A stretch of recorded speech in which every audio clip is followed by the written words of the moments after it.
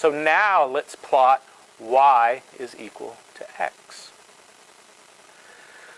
So if x is equal to 1, then y is equal to 1. And we would plot that on this graph just like this. The yellow spot indicates where x is equal to 1, y is equal to 1. Now let's repeat the process. Let's say that x is equal to 2. Well, if x is equal to 2, then y is equal to 2. And that would plot on our graph just like this. If x is equal to negative 7, then y is equal to negative 7. And we can plot that on the graph just like this.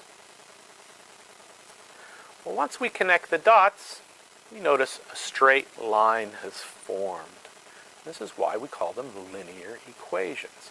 And so this plot, this line, we can call that y is equal to x.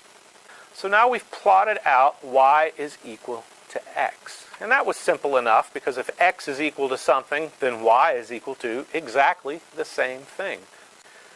So now let's plot 2 times x. And this will be the same thing as plotting y equals 2 times x plus 0. So here the coefficient of x is 2 and the constant is 0.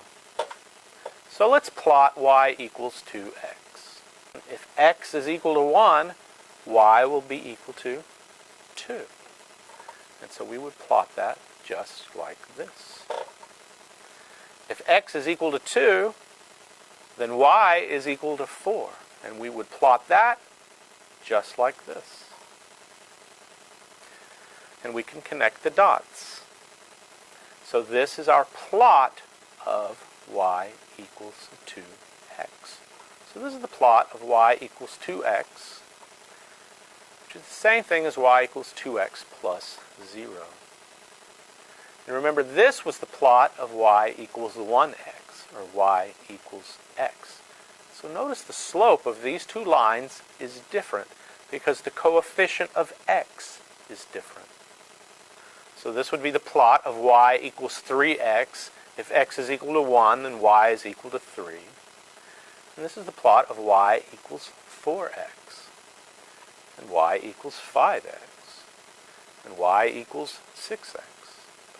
Or even y equals 100x. So notice it's the coefficient of x that controls the slope of the straight line.